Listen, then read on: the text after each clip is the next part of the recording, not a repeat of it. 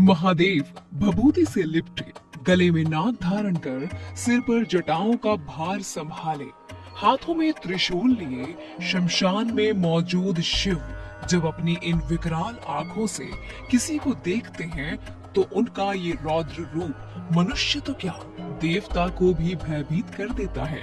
किंतु क्या आपने कभी सोचा है भगवान शिव का ये स्वरूप बाकी देवताओं से इतना विचित्र और रहस्यमय क्यों है?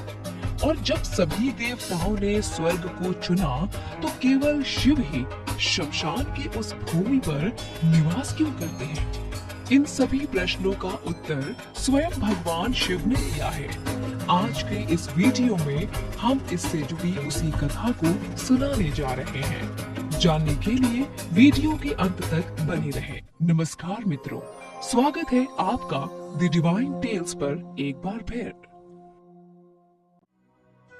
महाभारत के अनुशासन पर्व अध्याय 141 में वर्णित एक कथा के अनुसार एक बार देवी उमा भगवान शिव से पूछने लगी, हे भगवान, स्वर्ग लोक में तो अनेकों सुख सुविधाओं से संपन्न निवास स्थान है, फिर उन सबको छोड़कर आप इस शमशान भूमि में कैसे रहते हैं? शमशान की वो भूमि तो हमेशा केशों और हड्डियों से भरी रहती है। चारों तरफ मनुष्य की खोपड़ियां और घड़े पड़े रहते हैं। गिद्धों और गीदड़ों की जमातें जुटी रहती हैं। हर ओर चिताएं जला करती हैं। मांस, वसा और रक्त की कीच से सनी उस भूमि में बिखरी हुई आंतों वाली हड्डियों के ढेर पड़े रहते हैं। फिर भला ऐसे अपवित्र स्थान में आप क्यों रहते हैं? उस पर शिवजी उत्तर देते हुए बोले, देवी, मैं तो पवित्र स्थान की खोज में दिन रात इस पृथ्वी पर विचरण करता रहता हूँ, परंतु इस पूरे धरती लोक पर मुझे शमशान से बढ़कर दूसरा कोई पवित्र स्थान नहीं मिला। इसीलिए सभी निवास स्थानों में से शमशान में ही मेरा मन अधिक रमता है। बरगद की डालियों से ढकी और मुर्दों के शरीर से टूटकर गिरी उन पुष्प मालाओं से सुसज्जित इस शमशान भूमि में मेरे भूत गणों का वास है। अपने भूत गणों के बिना तो मैं कहीं भी नहीं रह सकता। इसीलिए मेरे लिए ये शमशान ही पवित्र और स्वर्गीय है। और प्रिय, ये कोई अपवित्र स्थल नहीं बल्कि परम पुण्य स्थली है। पवित्र वस्तु की कामना रखने वाले उपासक इसी की उपासना करते हैं। यहाँ मनुष्यों का अधिक आगमन भी नहीं होता, इसीलिए इस पृथ्वी पर शमशान भूमि से अधिक पवित्र स्थान कोई दूसरा नहीं हो सकता। देवी, ये वीरों का स्थान है, इसलिए मृतकों की सैकड़ों खोपड़ियों से भरा हुआ भयानक स्थान भी मुझे सुंदर लगता है। इसीलिए मैंने यहाँ अपना निवास बनाया है।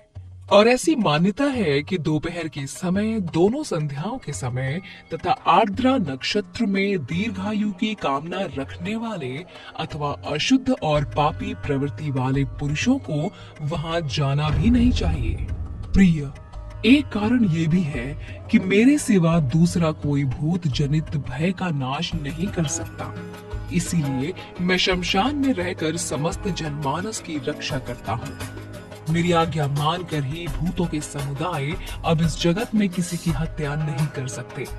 संपूर्ण जगत के हित के लिए मैं उन भूतों को शमशान भूमि में ही रोके रखता हूँ।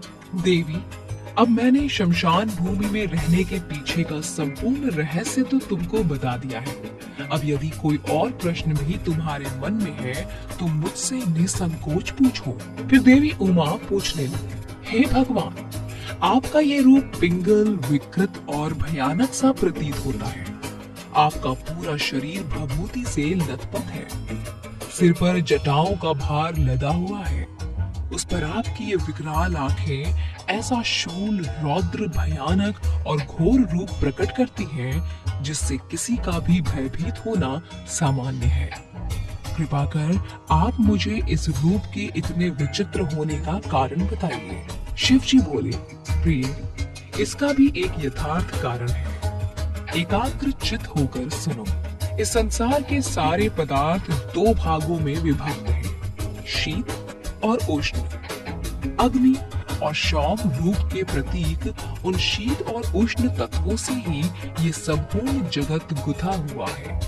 जिनमें से सौम्य गुण की स्थिति भगवान विष्णु में है और मुझ में इसके विपरीत अग्नि तेजस गुण प्रतिष्ठित है।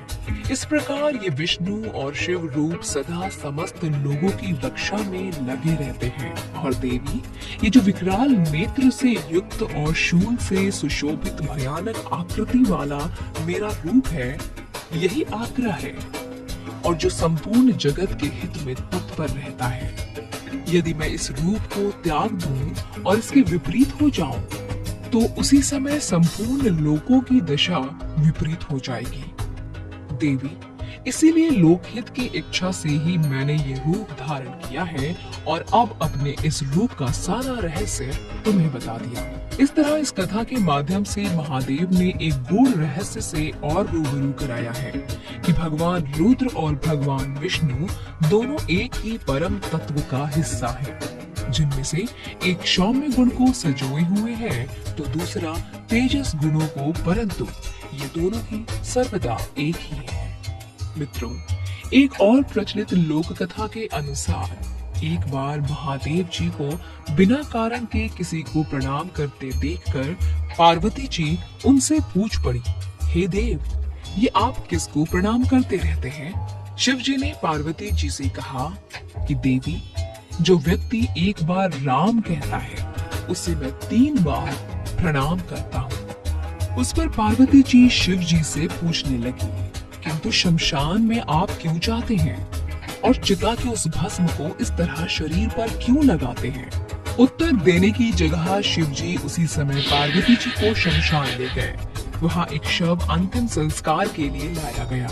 लोग राम नाम सत्य कहते हुए शव को ला ही रहे थे। तब शिव जी पार्वती को उस शव यात्रा को दिखाते हुए बोले, इस शमशान की ओर आते समय लोग राम नाम का स्मरण करते हुए आते हैं। इस शव के निमित्त से कई लोगों के मुख से मेरा अति प्रिय दिव्य नाम राम निकलता है। उसी को सुनने मैं शमशान में चला आता हूँ और इतने लोगों के मुख से राम नाम का जप करवाने में निमित्त बनने वाले इस शव का मैं सम्मान करता हूँ, इसे प्रणाम करता हूँ और इसीलिए अग्नि में जलने के बाद उसकी भस्म को अपने शरीर पर लगा लेता हूँ। देवी, राम नाम बुलवाने वाले के प्रति मुझे इतना प्रेम है। मित्रों, निश्चित ही शिव के शमशान में रहने के इन कारणों और कथाओं को सुनकर आपको आनंद की अनुभूति हुई होगी कि हमारे महादेव हम सबके लिए इतना करते हैं। आज के लिए बस इतना ही। अगर आपको हमारी ये वीडियो पसंद आई हो तो इसे ज्यादा से ज्यादा लाइक और शेयर करें और ऐसे ही आध्यात्मिक और धार्मिक जानकारी के लिए सब्सक्राइब करें हमारा YouTube channel the Divine Tales और फेसबुक पर देखने वाले लाइक करें हमारा फेसबुक पेज। अब इजाजत दें, आपका बहुत बहुत शुक्रिया।